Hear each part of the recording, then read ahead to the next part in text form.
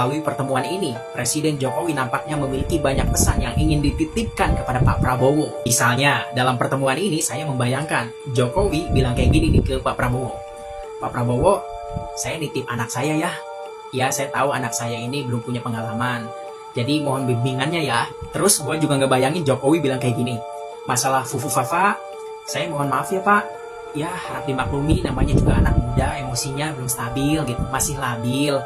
Semoga Bapak nggak baper ya Pak. Terus gue juga ngebayangin Jokowi bilang kayak gini nih.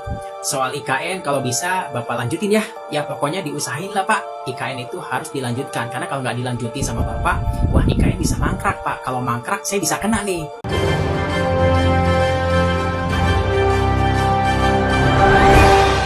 Assalamualaikum warahmatullahi wabarakatuh. Nah, pertemuan Jokowi dengan Prabowo kemarin ya, yaitu secara eksklusif dan private ya, mengundang berbagai respon dari masyarakat maupun netizen ya. Sampai netizen berspekulasi ya, jangan-jangan pertemuan Jokowi dengan Prabowo ini hanyalah untuk kepentingan Fufu Fafa. Kita tahu bahwa Fufu Fafa cukup banyak menyita perhatian publik ya. Sampai berbagai elemen masyarakat, tokoh masyarakat maupun aktivis dan mahasiswa berencana akan menuntut Fufu Fafa ini supaya tidak dilantik, dan jika pun dilantik maka akan menuntut Fufu Fafa ini untuk diturunkan atau dimakzulkan. Nah, begitu juga dengan Jokowi ya. Di akhir Jokowi mau lengser ya, setelah nanti pada tanggal 20 Oktober 2024 lengser, maka tokoh masyarakat maupun aktivis dari berbagai elemen masyarakat termasuk mahasiswa meminta Jokowi ini untuk diadili, bahkan sampai mau dipenjarakan. Nah, masyarakat maupun netizen ya berspekulasi jangan-jangan pertemuan ini adalah untuk mengamankan yaitu posisi Fufu Fafa dari wakil presiden terpilih. Nah, sampai juga wartawan ya menanyakan ke Jokowi apa isi pertemuan sampai 2,5 jam tersebut ya. Coba kita lihat pernyataan Jokowi. Wah, nggak bisa saya ceritakan lah. Kalau saya cerita juga 2,5 jam lagi ceritanya. Ya, ada politiknya, ada urusan ekonomi, ya, banyak banget. Nah, kalau dilansir dari Tempo katanya, yaitu pertemuan Jokowi dan Prabowo itu adalah kalau kata istana untuk membicarakan transisi Presiden Jokowi ke Prabowo ya. Tentunya salah satunya yaitu Fufu Fafa dan juga masalah IKN ya. Kalau kita lihat memang Prabowo ini tidak seperti Jokowi ya, yang sangat setuju dengan pembangunan IKN. Apalagi nanti di transisi pemerintah Prabowo, banyak sekali informasi yang beredar seperti yang disampaikan oleh Refli Harun ya. Ada informasi dari A1 bahwa jangankan 5 tahun, 10 tahun saja Prabowo tidak mau yaitu tinggal di IKN. Artinya nanti di saat pemerintah Prabowo kemungkinan IKN ini tidak akan dilanjutkan. Jadi bisa-bisa mangkrak. Saya mendengar orang yang dengar langsung dari Prabowo. Mudah-mudahan saya keliru. Kalau dia ngomong nggak benar berarti saya salah. Tapi kan kita nggak bisa cek langsung. Dia mengatakan saya ketemu dengan Prabowo sendiri di luar negeri. Pada waktu itu di Qatar Economic Forum, saya tanya, mau pindah nggak? Dan Prabowo firm mengatakan, jangan ke 5 tahun, 10 tahun pun saya nggak mau pindah. Bayangkan. Itu yang dia dapatkan langsung dari Prabowo. Nah, politik itu kawan-kawan semua panggung depan dan panggung belakang. Jadi kawan dari Jokowi mania bicara panggung depan. Tapi Prabowo itu jangan lupa, jenderalnya tidak lebih lama dibandingkan dia menjadi ketua umum partai politik. Jenderalnya kan cuma berapa tahun, tapi ketum partai politik sudah puluhan tahun dia. Jadi dia Nah, menurut Said Didu ya, pertemuan Jokowi dengan Prabowo itu menurutnya adalah sebuah gimmick ya, memperlihatkan kepada masyarakat bahwa hubungan Prabowo dengan Jokowi adalah baik-baik saja. Selama ini kita dengar di sosial media yaitu hubungan Prabowo dengan Jokowi yaitu sudah retak, ada keretakan ya. Nah, ini menurut Said Didu untuk membantah respon dari masyarakat bahwa ada keretakan antara Jokowi dengan Prabowo. Jadi pertemuan tersebut memperlihatkan kepada rakyat atau masyarakat mereka adalah baik-baik saja. Tadi pertanyaannya saya ulangi, bahwa apa kode pertemuan Jokowi sama Prabowo tadi malam. Analisis saya adalah mari kita baca saja sebagai gimmick politik. Jadi nggak usah terlalu dianggap terlalu serius karena mungkin saja Pak Prabowo itu lagi serius, tapi ada sedang bikin gimmick-gimmick. Tiap hari kita dengarkan gimmick. Dia katanya akan pulang ke Solo pakai pesawat komersil. Dia tidak akan menghadiri pelantikan. Itu gimmick-gimmick politik. Jadi anggap saja pertemuan Prabowo tadi malam dengan Jokowi gimmick-gimmick politik untuk mengacaukan analisis-analisis yang berkembang. Jadi saya tidak sangat sekali tidak serius memandang pertemuan tadi malam karena kita tidak tahu. Jadi anggap saja Pak Prabowo lagi serius menghadap atasannya. Atasannya sedang sibuk membuat gimmick-gimmick di akhir masa jabatannya. Seperti itu. Jadi nggak usah serius-serius. Oke. Yuk. Masih ada? Mas Refli. Pasien berikutnya. Saya tidak setuju dengan saya jujur. Itu gimmick gitu ya. Itu Red House ya. Pak Refli, apa upaya kita Pak Refli mencegah Mulyono? Ini kan semalam. Kenapa? Semalam ini kan Pak Prabowo dan Pak Jokowi itu makan malam bersama. Sedangkan sebentar lagi ada agenda pelantikan presiden dan wakil presiden terpilih. Kemudian Prabowo juga akhir-akhir ini diisukan akan bertemu dengan Megawati. Cuma Pak Jokowi malah mendahului pertemuan dengan Pak Prabowo. Ini tanggapannya gimana? Oke. Karena saya harus menghargai tuan rumah, saya jawab dua hal ya. Pertama, jangan lupa tanggal 14 ya. Tanggal 14 Oktober itu masih bertempat di Balai Sudirman ya. Di Balai Sudirman kami mengundang kawan-kawan semua elemen ini kegiatan terbuka untuk hadir dalam acara silaturahmi kebangsaan, berkumpul, bertemu kompak dan bergerak. Itu jangan lupa ya, itu satu. Nah, yang kedua soal pertemuan itu, ini tidak bisa kita katakan sebagai peristiwa biasa. Ini peristiwa politik pastinya dalam perspektif saya ya. Jadi tahu nggak siapa yang mengundang duluan? Belum ada informasi. Oke. Saya juga tidak tahu. Tapi begini, kalau kita lihat dari tafsir politiknya, ini syarat kepentingan Jokowi kalau menurut saya, bukan kepentingan Prabowo. 3 bulan terakhir kekuasaan Jokowi itu sudah sangat surut. Jadi betul-betul dia lame duck office. Dan tidak ada lagi, ini mohon maaf, tidak ada lagi penghargaan terhadap Mulyono ketika dia hadir di pelantikan MPR DPR. Tidak ada tepuk tangan. Tepuk tangan itu untuk yang lainnya, dan paling meriah tentu untuk calon presiden terpilih dimanapun seperti itu.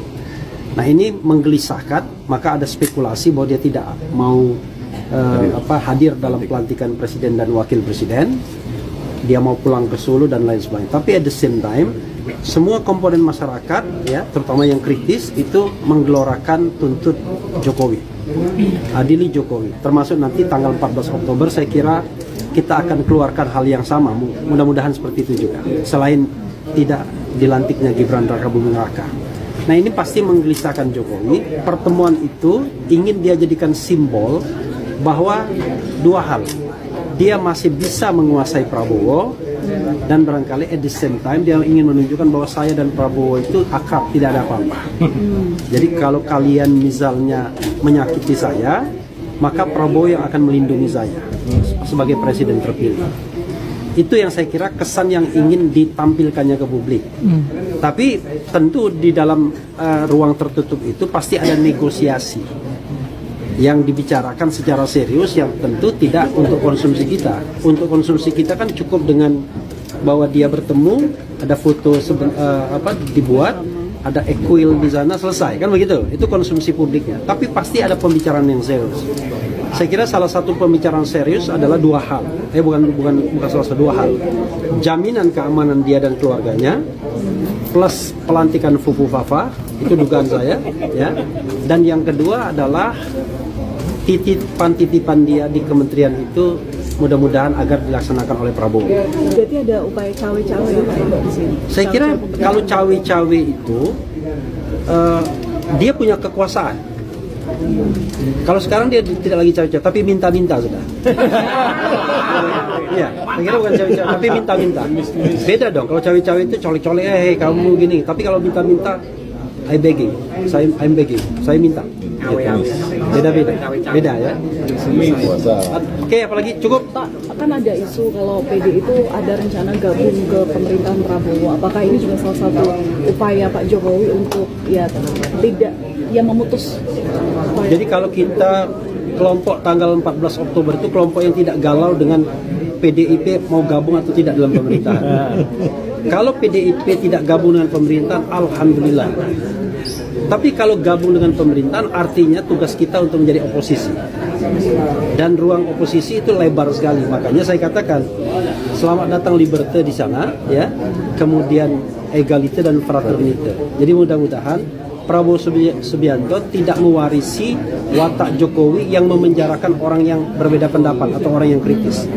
Kalau kritisisme, perbedaan pendapat itu masih diakui sebagai hak konstitusional, kita tidak perlu khawatir ada yang beroposisi atau tidak.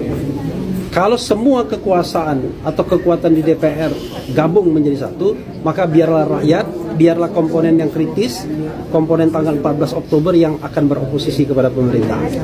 Dan kita tidak galau untuk itu. Oke. Merdeka! Sorry, bukan sponsornya PDIP. Baik, coba kita dengar ya komentar dari netizen. Tadi pertanyaannya, Sekitar 2 hari yang lalu, Presiden Jokowi dan Pak Prabowo bertemu secara eksklusif, 4 mata. Mereka nampaknya ngobrol cukup lama. Dan foto ini saya ambil dari akun sosial medianya Jokowi. Begini postingannya Jokowi, diskusi santai sambil santap malam bersama Presiden terpilih Pak Prabowo. Tidak terasa 2 jam lebih. Kemudian Pak Prabowo juga memposting hal yang sama, hanya captionnya saja yang berbeda. Makan malam dan diskusi bersama Presiden Jokowi. Kami saling bertukar pikiran berkaitan dengan kepentingan negara, bangsa, dan rakyat Indonesia. Menurut kalian, kira-kira apa sih pesan yang sebenarnya ingin disampaikan oleh Presiden Jokowi dan juga Pak Prabowo melalui postingan ini? Mungkin benar apa yang disampaikan oleh Pak Prabowo bahwa pertemuan ini membahas soal kepentingan bangsa, negara, dan juga rakyat Indonesia dalam konteks estafet kepemimpinan. Tapi, pikiran liar saya berkata lain. Melalui pertemuan ini, Presiden Jokowi nampaknya memiliki banyak pesan yang ingin dititipkan kepada Pak Prabowo. Misalnya, dalam pertemuan ini saya membayangkan Jokowi bilang kayak gini nih ke Pak Prabowo. Pak Prabowo, saya nitip anak saya ya. Ya, saya tahu anak saya ini belum punya pengalaman. Jadi mohon bimbingannya ya. Terus gue juga ngebayangin Jokowi bilang kayak gini. Masalah Fufu Fafa, saya mohon maaf ya Pak. Ya, harap dimaklumi namanya juga anak muda, emosinya belum stabil gitu, masih labil. Semoga Bapak nggak baper ya Pak. Terus gue juga ngebayangin Jokowi bilang kayak gini nih. Soal IKN kalau bisa Bapak lanjutin ya. Ya pokoknya diusahain lah Pak. IKN itu harus dilanjutkan. Karena kalau nggak dilanjutin sama Bapak, wah IKN bisa mangkrak Pak. Kalau mangkrak saya bisa kena nih. Terus gue juga ngebayangin Jokowi bilang kayak gini. Saya juga nitip beberapa orang kepercayaan saya ya Pak ya di pemerintahan Bapak ya biar saya lebih tenang aja saat pensiun gitu. Ya itu hanya pikiran liar dan imajinasi gue saja, bisa benar bisa jadi juga enggak. Sementara itu pesan yang gue tangkap dari pertemuan mereka ini adalah sebenarnya mereka ingin menyampaikan pesan kepada publik, kepada rakyat bahwa hubungan mereka ini baik-baik saja kok. Hubungan mereka nggak retak seperti yang diberitakan oleh media-media selama ini. Mereka baik-baik saja. Mungkin itu yang sebenarnya ingin disampaikan mereka kepada publik. Tapi menurut gue semakin mereka membuktikan bahwa hubungan mereka baik-baik saja, hubungan mereka tidak retak, mereka harmonis, justru disitulah semakin terlihat bahwa mereka sebenarnya tidak baik-baik saja. Nah, netizen juga menyoroti yaitu Presiden ke-6 SBY, di mana SBY mengatakan BIN itu ngawasin musuh negara, bukan ngawasin lawan politik. Nah, apa yang disampaikan oleh SBY ini menurut netizen adalah menyentil yaitu pemerintah Jokowi, di mana Jokowi dulu ya pernah memberi statement ya, semua rahasia-rahasia partai itu ada di tangannya. Ya, jangan pakai alat-alat yang dulu-dulu, cara-cara yang dulu-dulu, adu domba, ngintel-ngintelin orang, ya. Ngintel untuk rakyat, untuk bangsa, jangan ngintelin lawan politik, nggak enak itu. Tadi ketemu Pak Samsir Siregar, Pak Samsir, Bang Samsir, Bapak harus bangga karena waktu menjadi ketua BIN urusannya urusan negara. Musuh yang dilihat, dideteksi, diinteli musuh negara, bukan lawan politik. Ini penting. I have to say that. Jadi menurut saya itu great achievement. Nah, Rocky Gerung juga sempat menyoroti Jokowi mau lengser saja masih mau resmikan istana di IKN dan memperbaiki citra buruknya ya dengan membuat kampanye keberhasilan Jokowi. Tapi hari ini beritanya betul-betul bisa ditafsirkan dengan sudut psikologi atau sudut politik, yaitu Presiden Jokowi akan meresmikan ibu kota negara. Juga kalau beberapa waktu lalu Jokowi mengatakan bahwa IKN itu nanti akan diresmikan atau dilegalkan oleh presiden terpilih yaitu Prabowo, maka itu masuk akal. Tetapi akhirnya dibatalkan juga. Jadi seolah-olah ambisi Jokowi untuk menyaksikan legasi dia itu tak tertahankan. Dan kita melihat bagaimana kekuasaan Presiden Jokowi itu mulai diedarkan dalam bentuk kekonyolan. Jadi netizen kemudian berkomentar, ya itu sebaiknya Jokowi resmikan sekaligus tempat Gibran berkantor nanti itu. Dan itu memang yang diinginkan oleh netizen, bahwa Gibran tetap menjadi problem di dalam legitimasi pemerintahan baru nanti dan menjadi bahan olok-olok. Jadi Pak Jokowi kalau disebut nggak pernah tobat, itu kira-kira memang itu kan. Kita mau lihat bagaimana reaksi Prabowo sebetulnya. Kan Prabowo mengatakan bahwa ya itu mungkin bisa nanti kita percepat, tapi saya bukan ahlinya, nanti kita tanya. Jadi Prabowo seolah-olah ditawan oleh Jokowi dengan isu IKN. Jadi bagaimana mungkin kita mau percaya bahwa Jokowi itu rela untuk turun takhta dengan semacam kesopan santunan politik, yaitu membiarkan urusan ikan itu diurus oleh presiden berikutnya. Kan tata cara beradab bernegara kan seperti itu tuh. Tapi kita mungkin melihat hal yang sebaliknya, bahwa keinginan Jokowi itu tak tertahankan lagi untuk menunjukkan bahwa itu adalah legasi dia. Sementara pada saat yang lain Jokowi merasa bahwa itu bukan pilihan dia, itu adalah kehendak rakyat. Ya, baru-baru ini Jokowi menyatakan bahwa kepres mengenai perpindahan Ibu Kota Nusantara atau IKN akan diserahkan kepada presiden terpilih, yaitu Prabowo Subianto. Nah, hal ini semakin menguatkan dugaan publik selama ini bahwa memang Jokowi ini mulai tidak pede alias percaya diri mengenai IKN. Padahal ya sebelumnya Jokowi ini sangat yakin bahwa IKN itu akan siap untuk ditempati. Bahkan para buzzernya di media sosial juga sudah kampanye tuh. Belum lagi para artis dan influencer juga pernah dikerahkan oleh pihak istana untuk mempromosikan IKN dengan anggaran yang miliaran rupiah. Tapi sekarang hasilnya apa coba? Semua seremonial itu sia-sia dan hanya menghabiskan anggaran saja. Ya, bola panas kepres sudah dilempar ke Prabowo Subianto. Jadi ketika nanti ada apa-apa, maka yang paling disalahkan adalah Prabowo, bukan Jokowi. Lawang yang tanda tangan itu kan pemindahan ibu kota itu kan Prabowo, bukan Jokowi. Nah, melihat semua ini ya, ada dugaan kuat bahwa kepres IKN itu adalah sebuah jebakan untuk Prabowo Subianto. Dan baru-baru ini Jokowi sendiri mengatakan tuh bahwa untuk memindahkan ibu kota itu butuh waktu. Karena apa? Karena untuk pindahan rumah saja itu ruwetnya setengah mati, apalagi pindah ibu kota. Begitu katanya. Nah, tapi biar lebih jelas ya, biar tidak dibilang fitnah, silakan bisa disimak terlebih dahulu cuplikan videonya berikut ini. Ini butuh waktu. Memindahkan ibu kota itu sekali butuh waktu. Malah pindah rumah aja ruwetnya kayak gitu. Ini pindah ibu kota. Gimana setelah menonton cuplikan video tadi? Jadi ya, kalau bicara soal IKN, permasalahannya itu bukan hanya sekedar memindahkan orang dari Jakarta ke IKN. Bukan seperti itu. Tapi yang paling penting itu adalah bagaimana anggaran untuk pembangunannya. Bayangkan saja ya, sampai sekarang ini, detik ini ya, anggaran untuk pembangunan IKN itu masih bersumber dari APBN. Jadi belum ada satupun investor asing yang masuk. Bayangkan saja. Nah, inilah yang akan menjadi beban bagi pemerintahan Prabowo ke depan. Karena apa? Karena biaya untuk pembangunan IKN itu tidak sedikit. Total anggaran yang dibutuhkan itu sekitar 466 triliun rupiah.